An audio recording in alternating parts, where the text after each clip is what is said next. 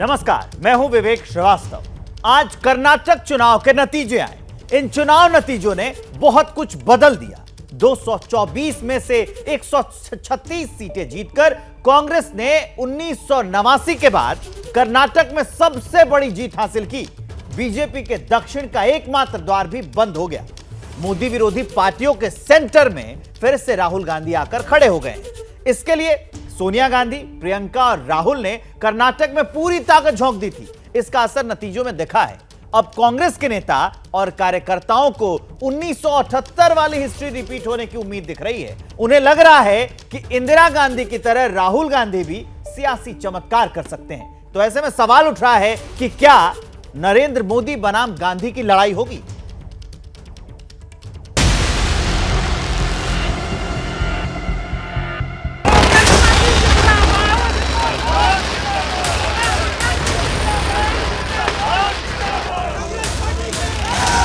कर्नाटक में नफरत की बाजार बंद हुई है, मोहब्बत की दुकानें खुली हैं।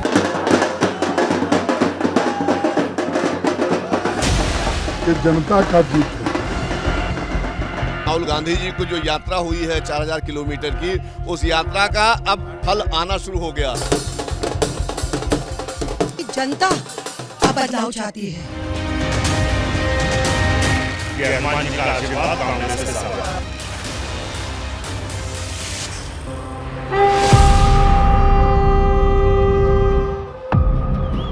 कर्नाटक में बीजेपी का किला ध्वस्त करने के बाद कांग्रेस कार्यकर्ताओं की ये खुशी है।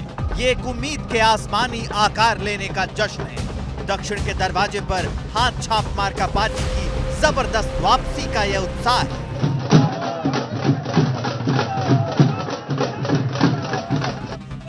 बरस के बाद कर्नाटक की सियासत में सबसे मोटी लकीर खींचने का यह उल्लास है, जो बंगलुरु से लेकर दिल्ली तक कांग्रेसियों के चेहरे पर परिलक्षित हो रहा है। राहुल जी का वार है, बीजेपी का आज से होगा, देखो बंटाधार है।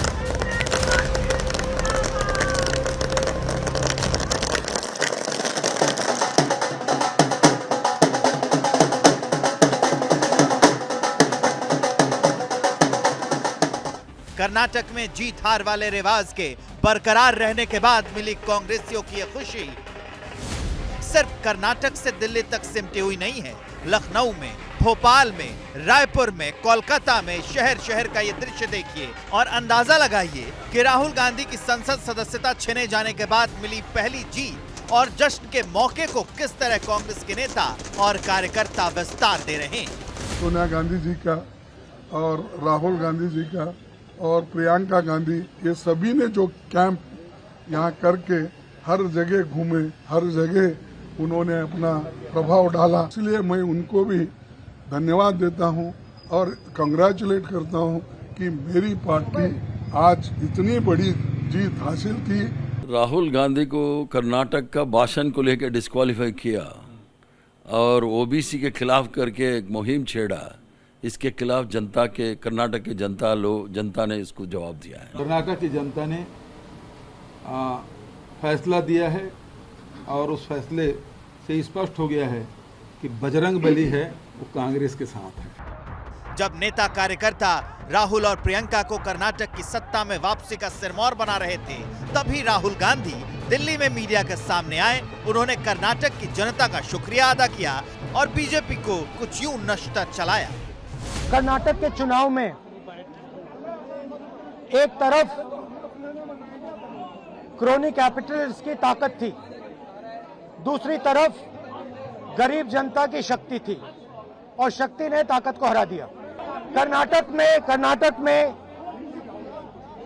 नफरत की बाजार बंद हुई है, मोहब्बत की दुकानें खुली हैं। जब बीजेपी कांग्रेस मुक्त भारत बनाने का अभियान चला रही है, अपने संकल्प को सिद्ध करने के लिए हर चुनाव लड़ रही है, तब कर्नाटक की सत्ता में कांग्रेस की दमदार वापसी के बाद अब 4 राज्यों में कांग्रेस की सरकार होगी। आने वाले विधानसभा चुनाव में असर दिखेगा। कमजोर होती कांग्रेस को मजबूती मिलेगी। 2014 को लेकर विपक्षी एकजुटता के लिए कांग्रेस जरूरी होगी और इससे राहुल गांधी का कद भी बढ़ेगा।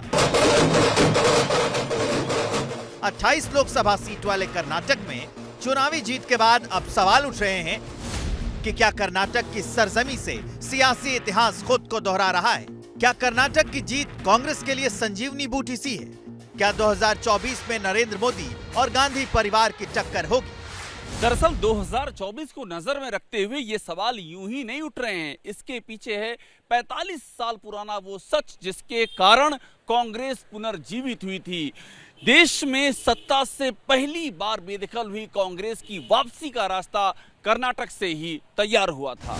आपातकाल के बाद 1977 के लोकसभा चुनाव में इंदिरा गांधी अपनी पारंपरिक सीट रायबरेली से चुनाव हार गईं। 1978 में कर्नाटक के चिकमंगलूर लोकसभा सीट पर उपचुनाव हुआ, जहां इंदिरा गांधी मैदान में उतरी। उस चुनाव में एक नारा बेहद चर्चित हुआ था, चिकमंगलूर चिकमंगलूर, एक शेरनी 100 लंगूर। तब देश भर में कांग्रेस की हालत सबसे ज्यादा खराब थी, लेकिन उसी हालत में इंदिरा गांधी ने चिकमंगलूर से जबरदस्त वापसी की। वहीं से इंदिरा गांधी की हवा बही और उसके 2 साल बाद 1980 में आम चुनाव हुए और कांग्रेस ने केंद्र की सत्ता में जबरदस्त वापसी की। तो आगे का सवाल है कि क्या राहुल गांधी अपनी दादी जैसा चमत्कार कर पाएंगे? क्योंकि इस बार राहुल की संसद सदस्यता खत्म होने के बाद कांग्रेस कर्नाटक के रण में उतरी थी और राहुल गांधी की अयोग्यता पर फैसला आने के बाद प्रियंका गांधी ने वरिष्ठ नेताओं को कर्नाटक में पूरी ताकत झोंकने का आदेश दिया था। यही वजह है कि ऐतिहासिक जीत के बाद कांग्रेस के नेता राहुल और प्रियंका का ही नाम ले रहे हैं। Our hero, our leader, a person who only guides us, a person who toils selflessly, a person who takes all the brickbats but never takes credit, the one and only Shri Rahul Gandhi ji. Wherever Shri Rahul Gandhi ji went, almost 80-85% of those seats we have won. यूं ही नहीं राहुल गांधी और प्रियंका को जीत का श्रेय दे रहे हैं कांग्रेस नेता। दरअसल 2022 में जब राहुल गांधी भारत जोड़ो यात्रा लेकर निकले थे, तब अहम पड़ाव था कर्नाटक।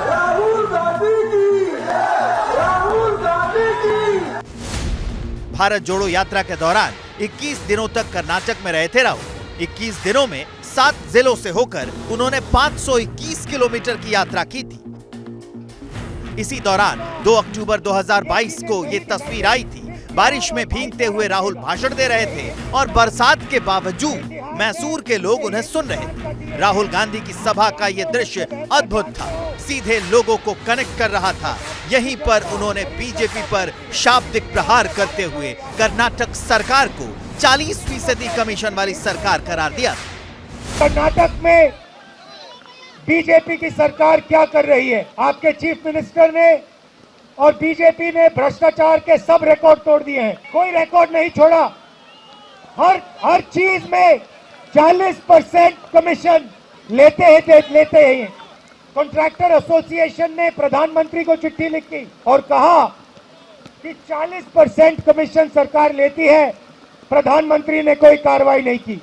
बीजेपी का एक नेता कमीशन नहीं दे पाया, उसने स्वयं आत्महत्या कर दी और 13,000 स्कूल एसोसिएशन ने कहा कि 40% कमीशन उनको देना पड़ रहा है। ना प्रधानमंत्री ने कार्रवाई की, ना चीफ मिनिस्टर ने।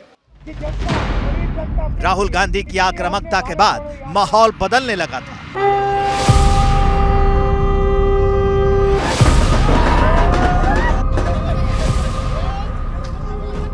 अब जब भारत जोड़ो यात्रा का एक सियासी मकसद पूरा हुआ तो कर्नाटक के कार्यकर्ता राहुल राहुल करने लगे।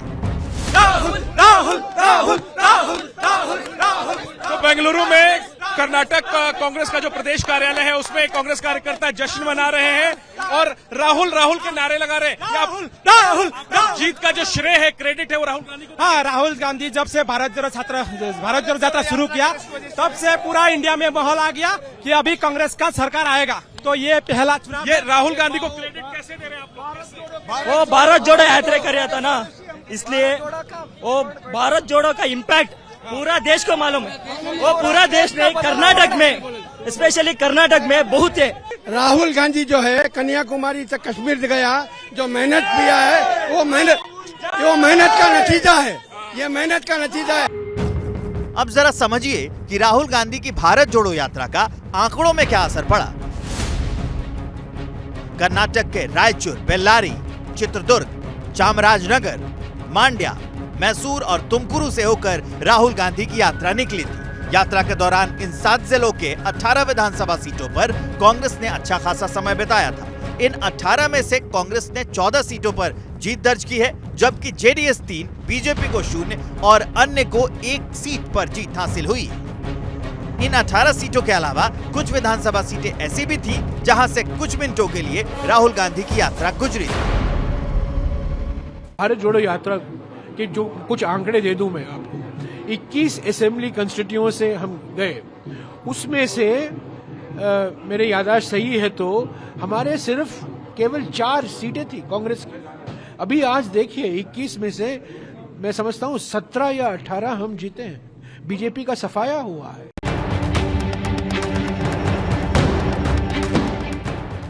ये वो सीटें थी जहां राहुल गांधी गए थे, लेकिन इन 7 जिलों में और भी सीटें थी। वहां पर क्या असर पड़ा वो समझिए।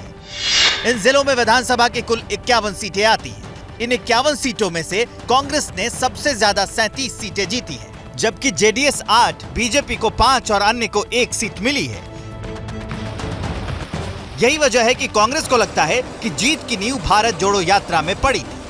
भारत जोड़ो यात्रा जो कर्नाटक में 22 दिन जो हुआ था, उसमें लाखों के लोग, वहीं से शुरुआत हुई हमारी चढ़ाई, और लोगों ने इतना उसको वेलकम किया। लाखों लोग सड़क पे किए थे, जहां जहां गए थे वहां सारा हमने स्वीप किया है।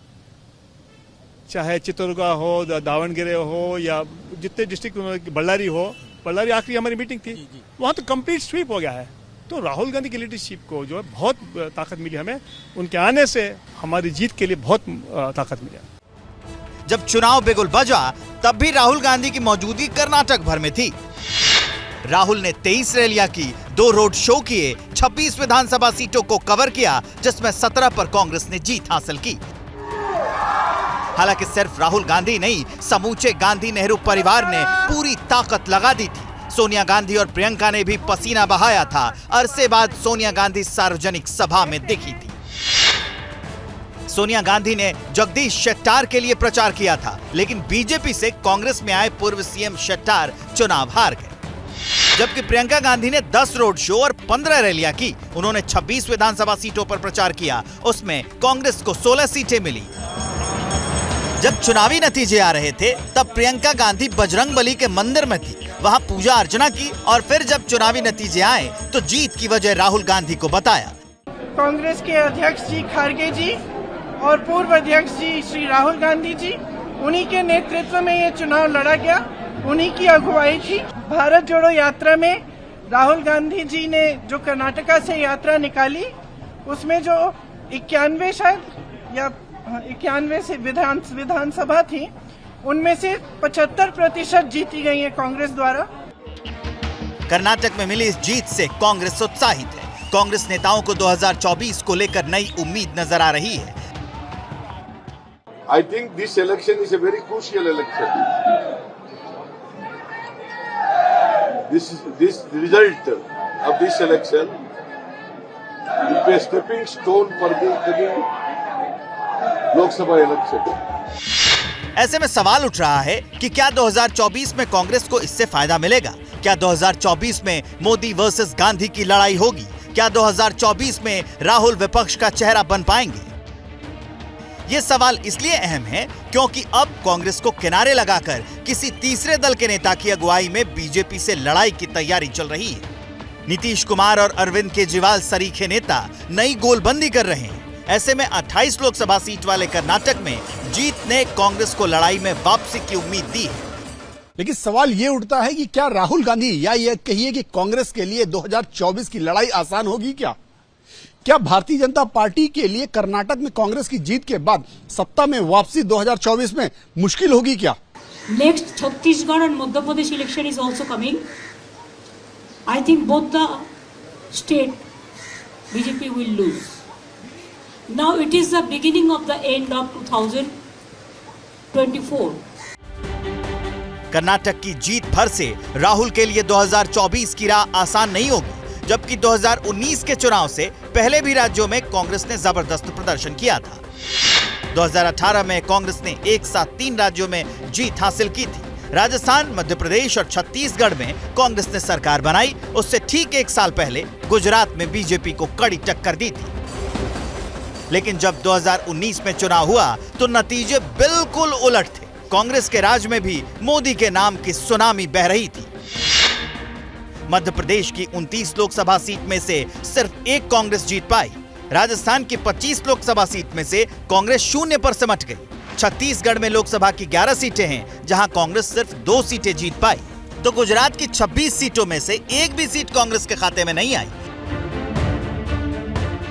मतलब 3 राज्यों में जीत और चौथे में बेहतर स्थिति होने के बावजूद देश की सबसे पुरानी सियासी पार्टी को कोई फायदा नहीं मिला। इसकी सबसे बड़ी वजह यह है कि राज्य और केंद्र के मुद्दे अलग हैं। दोनों के नेता अलग हैं। आम चुनाव में सीधा मुकाबला नरेंद्र मोदी से होना है, इसलिए जरूरी नहीं है कि कर्नाटक की जीत 2024 के लिए नई लकीर हो, लेकिन इस जीत से कांग्रेसियों का हौसला बुलंदी की असीमित ऊंचाई पर है। क्या मजबूरी है मेरी, बताइए। मैं अभी आपको बताती हूँ कि मैंने ओए होए होए होए नमकीन के चटकारे लेते हुए टकटकी मार के डिबेट शो को पॉज रिपीट कर करके देख रहे हैं जोगिंदर जी। इनकी तरह आप भी देखें अपने फेवरेट डिबेट्स को रिपीट कर और डाउनलोड कीजिए एबीपी लाइव ऐप अपने स्मार्ट टीवी पर।